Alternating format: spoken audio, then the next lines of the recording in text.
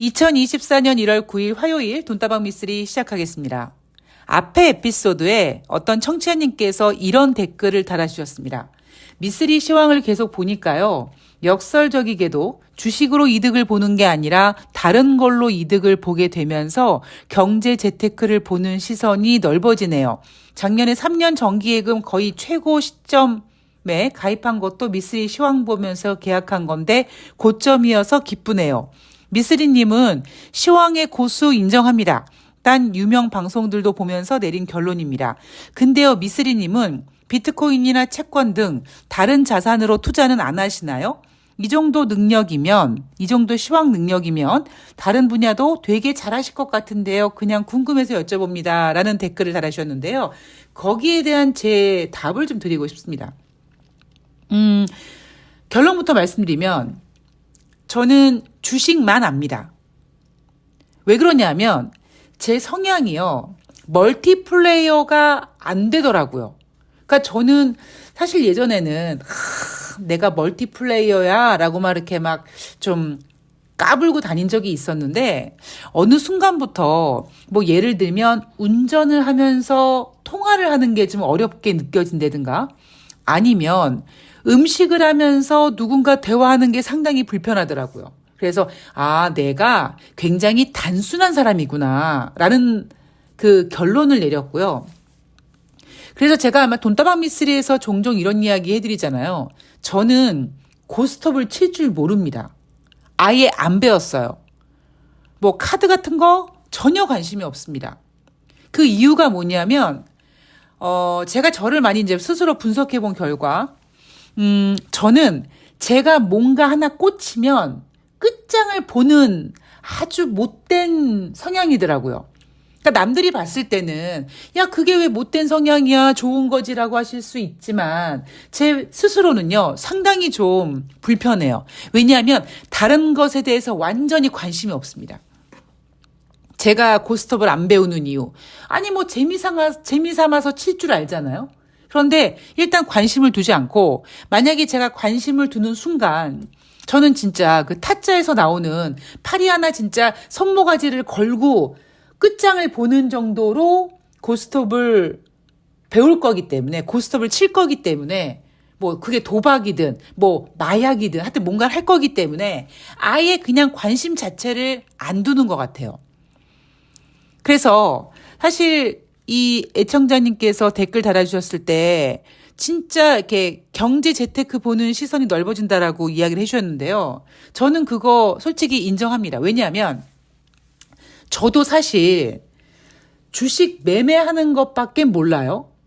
그런데 주식을 매매하기 위해서 시황이라는 걸 알아야 되고 그 시황이라는 게 단순히 뭐 코스피 3,000을 간다, 2,300을 간다 그게 중요한 게 아니라 과연 방향성이 어느 쪽이냐는 거고요.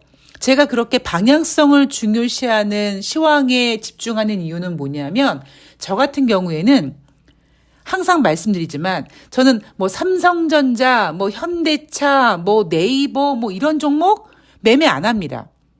그러니까 그런 종목들은요, 제 기준으로 봤을 때는 유동성 장세에 막 외국인들이 막 쫙 대한민국 주식을 매수해주고 막 돈이 풀리고 막 이랬을 때 그냥 사놓고 증권 계좌를 닫아버리면 돼요. 안 봐도 됩니다. 그런데 저는 그런 투자를 원하는 게 아니라 제가 막 그냥 심장이 벌렁벌렁하고 막 그냥 긴장감에 그냥 마치 롤러코스터를 타는 느낌, 그런 기분의 스릴을 느끼는 매매를 약간 뭐라 그럴까요? 미친년처럼 즐깁니다. 약간 제가 또라이 기질이 있어요. 저는 인정합니다. 그래서 저는 남들은요, 일부러 놀이공원 가서 롤러코스터를 타지 않습니까? 그런 스릴을 느끼기 위해서.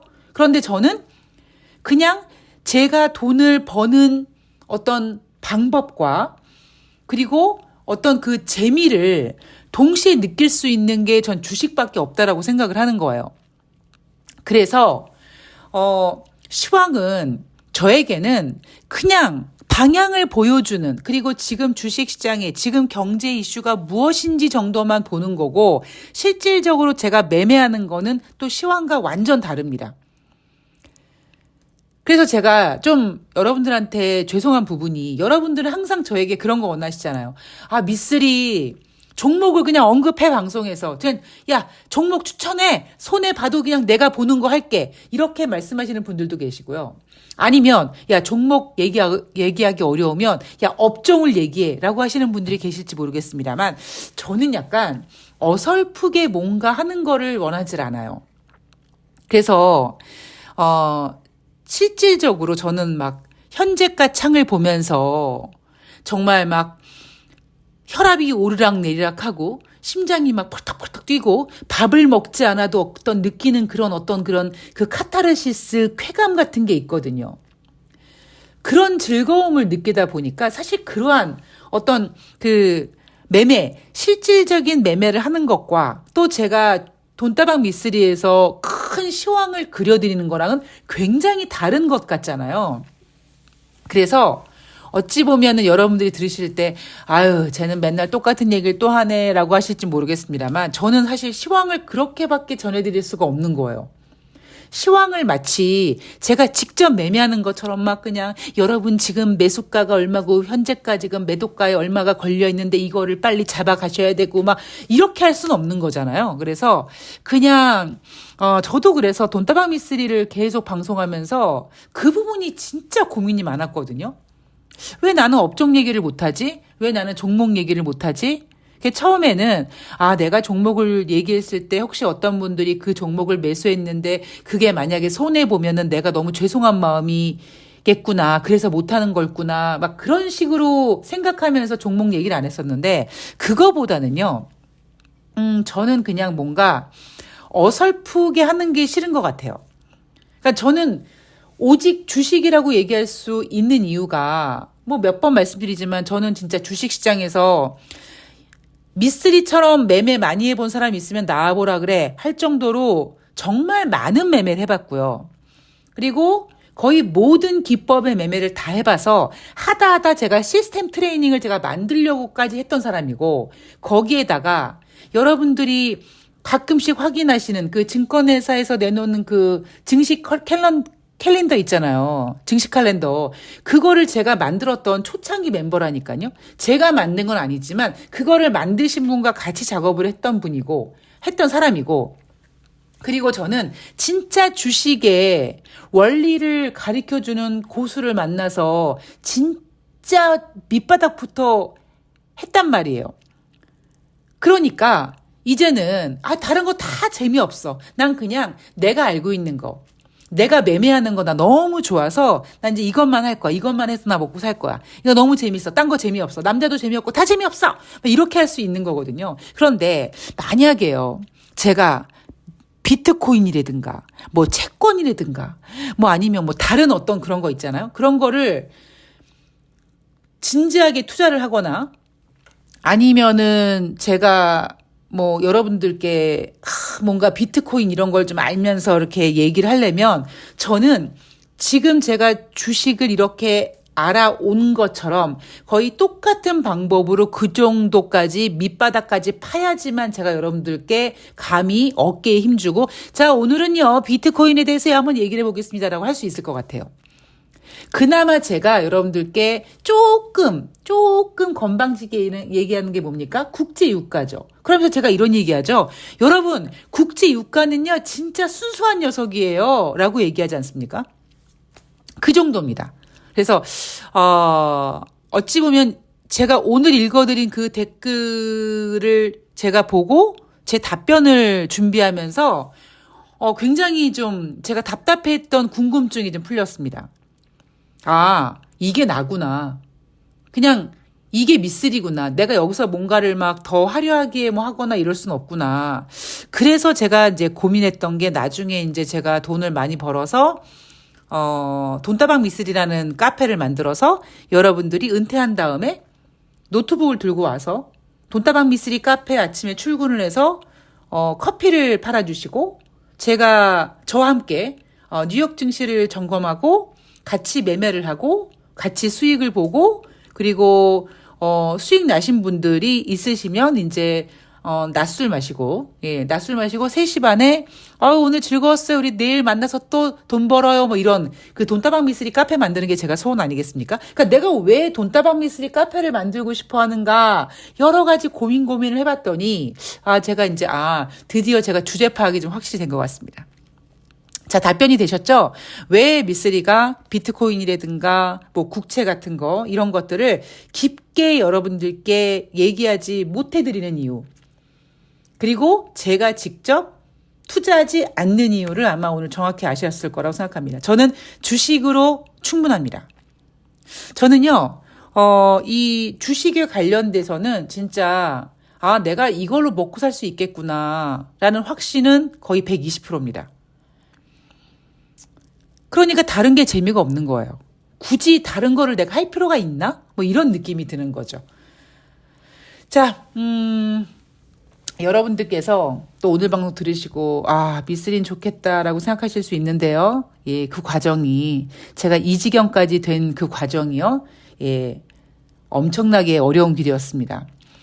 주식이 싫어서 몇 번 동안, 몇 번이나 이 바닥을 떠나려고 도망쳐 갔는데 다시 이 자리에 앉혀놓고 또 도망가면 또 여기 앉혀놓고 해가지고 나중에 제가, 이게 내 그냥 평생 직업이구나라고 이렇게 받아들이기까지가 너무나 고통스러웠고 너무나 오래 걸렸습니다.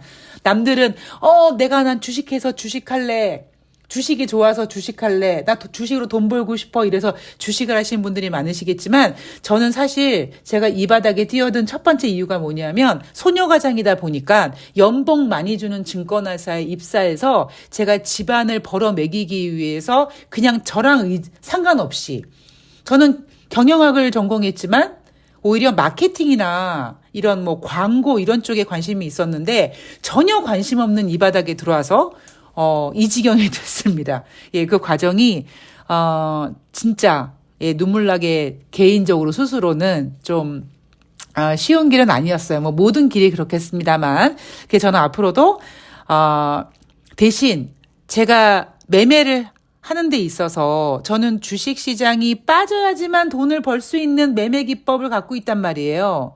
그래서 주식 시장이 좋으면 그냥 삼성전자 같은 거 그냥 박아놓고, 그다음에 그렇지 않으면 그냥 주식시장이 안 좋으면 제가 신빨나게 한번 매매를 해보고, 제가 얼마 전에 개명을 했는데 개명하면서 제가 그 금융 계좌를 많이 정리했거든요. 증권회사 4군데 옮겨 다녀 보니까 이미 제가 근무했던 증권사들 기준으로만 벌써 4개의 계좌가 있지 않았겠습니까? 거기에다가 이제 뭐 다른 증권사는 어떤지 한번 가서 이렇게 신입사원 때 어렸을 때 이렇게 가서 계좌 만들고 이러다 보니까 증권 계좌도 되게 많았는데 쓰지는 않았죠. 근데 다 없앴는데 사실 제가 이용하고 있는 계좌는 KB증권입니다.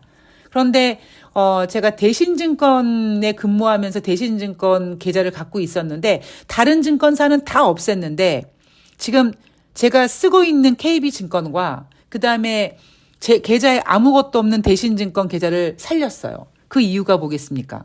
올해는 2 계좌를 이용해서 제가 진짜 미친 듯이 한번 매매를 해봐야겠다. 아주 그냥 흥분 도가니에 지금 놓여 있습니다. 여러분들도 돈다방 미쓰리를 통해서 미쓰리가 저렇게 그러니까 저런 생각을 하고 있구나. 그럼 굳이 주식을 하지 않으셔도 진짜 이렇게 뭐 적금을 드시던 아니면 그냥 단순히 쟤는 저렇게 그냥 주식 매매 하나 하는데 저렇게 시황을 보는구나라는 개념으로만 돈다방 미쓰리 들으셔도 큰 무리 없으실 거라고 생각합니다. 자, 주저리 저희 이야기가 길었고요. 제 이야기가 길었던 이유는 오늘 1월 8일 월요일 뉴욕 증시 할 얘기가 없다는 얘기죠. 그래서 한번 짚어보도록 하겠습니다. 자, 월요일 뉴욕 증시 다우지수가 0.58% 상승, S&P 500이 1.41% 상승, 그리고 나스닥이 2.20% 상승했습니다. 이날 상승한 이유가 뭡니까? 자, 전문가들은요, 12월 소비자 물가지수 발표를 앞두고 상승했다라고 합니다. 제가 이런 얘기 굉장히 개소리라고 했죠. 아직까지 소비자 물가지표 발표 안 했다고요. 그죠? 근데 뉴욕 증시가 상승했어요. 뭔가 이유를 갖다 붙여야 돼요. 그죠? 근데 이유를 갖다 붙일 게 없어요. 물론 사실 정확한 정답은 뭐냐면 인생이나 주식이나 한쪽 방향으로만 가는 게 없기 때문에 지난주 뉴욕 증시가 별로였잖아요. 그죠? 그러니까 그냥 한번 멋지게 반등을 한번 해본 겁니다. 그런데 그렇게 얘기하기에는 조금 투자자들에게 공포를 줄 수 있어요. 반등이라는 단어를 쓰는 것이 조금 불편합니다. 왜냐하면 반등이란 이미지를 들으면 어떤 느낌이 듭니까? 아, 반등했으니까 다시 빠지겠구나라는 공포감을 만들까봐 그냥 쓸데없이 11일 날 발표하는 이번 주 후반에 발표하는 소비자 물가 지표를 앞두고 반등했다고, 그러니까 물가 지표를 앞두고 상승했다라고 표현을 합니다. 근데 정확한 표현은 반등입니다, 여러분. 물론 이 반등이 1월 9일 화요일 뉴욕 증시까지 이어갈지 모르겠습니다만 지금 나타나는 모습은 반등입니다. 자, 2024년 1월달 FOMC 회의 얼마 남지 않았습니다. 2024년 첫 번째 FOMC 회의는 1월 30일부터 1월 31일 날 열리고요. 지금 중요한 부분은 1월달 FOMC 회의에는 그 누구도 관심을 갖지 않습니다. 아무리 올해 금리 인하를 하니 어쩌니 해도 설마 2024년 1월 달에 금리 인하하겠어? 이렇게 생각하는 사람은 아무도 없죠. 오직 바라는 건 뭡니까? 3월 달에 금리 인하를 했으면 좋겠는데 과연 할까? 지금 이게 오직 관심사입니다. 그런데 일주일 전에는, 그러니까 작년 연말에는 3월 달에 금리 인하 가능성이 무려 90%가 넘어갔었었는데 점점 올해 들어와서 2024년 증시가 열리고 다음 날 열리고 하면서 지금 현재 64%까지 다운됐습니다. 25bp 금리 인하 가능성 60.9%밖에 안 되고요. 50bp 금리 인하 가능성 2.9%입니다. 자, 제가 늘 말씀드리지만 작년 연말에 주식시장이 뜨거웠던 이유는 그냥 허공에 아무것도 없는 뜬구름이었어요. 금리를 인하한 것도 아니었고요. 그죠? 정작 2024년에 연말에 기준금리를 봤더니 2023년 기준금리 대비 75bp 다운된 점도표가 발표가 됐고 그거를 가지고 시장은 2024년에 연준이 그럼 금리 인하를 하겠네? 아, 진짜 할까? 할 수 있을까? 했으면 좋겠네. 했으면 좋겠네가 75bp 다운 수치를 보고 그래 25bp씩 3번 하겠지. 3번 완만하게 하기 위해서 첫 번째 금리 인하를 3월 달에 하면 참 좋겠는데 금리 인하 어차피 이렇게 할 거라면 3번 하지 말고 6번 하고 7번 하고 계속 했으면 좋겠네. 이렇게 남자가 여자 손을 잡고 차를 마시고 커피를 마시고 영화를 보고 이랬을 때 이미 남자는 여자와 사랑을 나누는 그런 진도가 나가는 것처럼 금리 인하 가능성에 대해서 너무나 멀리 나간 것 때문에 작년 연말에 뉴욕 증시가 상승했던 겁니다. 그죠? 지금은 이제 좀 정신을 차리고 있는 거죠. 자, 그렇다면 지금 뉴욕 증시 상승 이유가 뭐겠습니까? 아까 말씀드렸던 대로 반등입니다. 그런데 그럼에도 불구하고 전문가들이 소비자 물가지표 발표를 앞두고 상승했다라고 표현하는 이유는 뭐냐면 12월 달 소비자 물가지표가 이제 11일 날 발표가 되는데 일반 소비자 물가지표는 전월 대비 0.1% 상승한 수치, 그다음에 전년 동기 대비는 11월 대비 0.2% 상승한, 그러니까 인플레이션이 다시 상승하는 모습으로 발표가 될 건데 시장은 뭐에 집중하느냐? 일반 소비자 물가지수 말고 근원, 에너지와 음식료 제끼고 근원 소비자 물가지표에 집중하자. 왜냐하면 근원 소비자 물가지표는 11월 대비 둔화됐고 전년 동월 대비 둔화된 모습도 11월보다 둔화됐기 때문에 인플레이션이 안정됐다라는 것을 우리가 인정할 수 있게 되는 거죠. 그게 왜 중요합니까? 인플레이션이 안정됐다라는 것이 인정이 돼야지만 올해 금리 인하가 거의 기정사실화로 될 것처럼 느껴지기 때문이에요. 그리고 그러니까 뉴욕 연방은행이 집계하는 장단기 기대 인플레이션이 지금 3%까지 내려왔는데 2021년 1월 이후 최저 수준이라고 합니다. 말도 안 되는 소리죠. 이걸 왜 갖다 붙입니까? 아니, 작년에 여러분, 작년에도 이제 2023년이니까 작년에도 상반기 금리 인상했고요. 2022년 하반기 다른 거 필요 없고 하반기에 75bp씩 4번의 금리 인상을 했습니다. 그런데 갑자기 지금 뉴욕 연방은행이 집계한 장단기 기대 인플레이션 3%인데 이게 2021년 1월 이후로 최저 수준이다. 이게 무슨 의미가 있습니까? 개털 뜯어먹는 소리죠. 개풀 뜯어먹는 소리죠. 진짜. 개털을 왜 뜯어먹습니까? 여하튼. 자, 그럼 우리가 경계해야 할 부분이 무엇이냐. 1950년 이후에 S&P 500 지수의 새해 5일 동안의 이 거래일이 나머지 기간의 주식 수익률 간의 상관관계가 69% 정도 된다. 이게 무슨 얘기입니까? 2024년도 지금 첫 번째 주를 보냈는데 지난주 뉴욕 증시가 안 좋았어요. 그래서 뭐 산타랠리가 없었다라고 인정하고 마치 2016년과 흡사하다 이런 얘기 나왔었습니다. 올해 첫 번째 주 뉴욕 증시가 별로 좋지 않았어요. 그 얘기는 뭡니까? 이런 69%의 상관관계 확률적으로 본다면 남은 뉴욕 증시도 그렇게 좋지는 어려울 것 같다라고 보고 있는 거고요. 문제는 뉴욕 증시 전문가는 지금 정신 못 차리고 헛소리하고 있는 거죠. 최근의 하락세와 금리 하락이 투자자들에게 시장에 진입할 자신감을 줬다. 자, 돌격하라 이겁니다.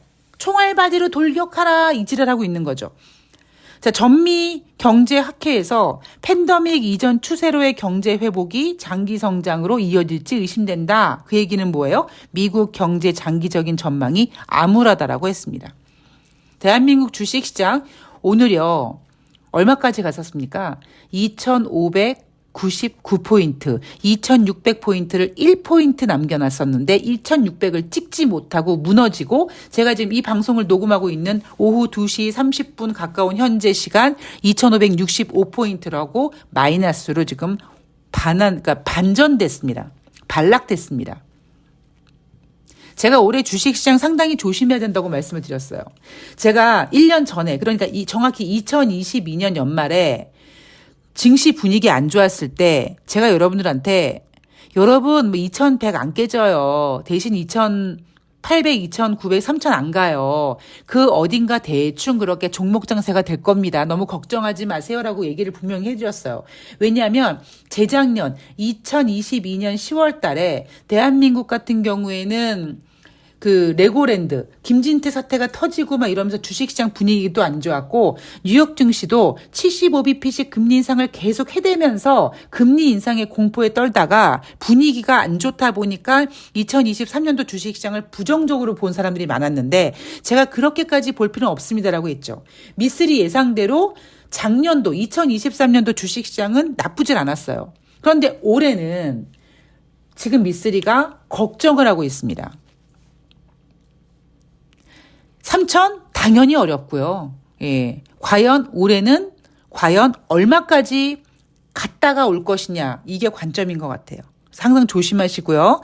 예, 나머지 주식의 중요한 부분에 대해 있어서는 제가 오늘 너무 개인적인 이야기를 많이 했는데 앞으로 계속 여러분들께 전해드리도록 하겠습니다. 자, 여러분 눈길 조심하시고요. 저는 내일 1월 10일 수요일 방송에서 뵙도록 하겠습니다. 오늘 눈길 조심하세요. 고맙습니다.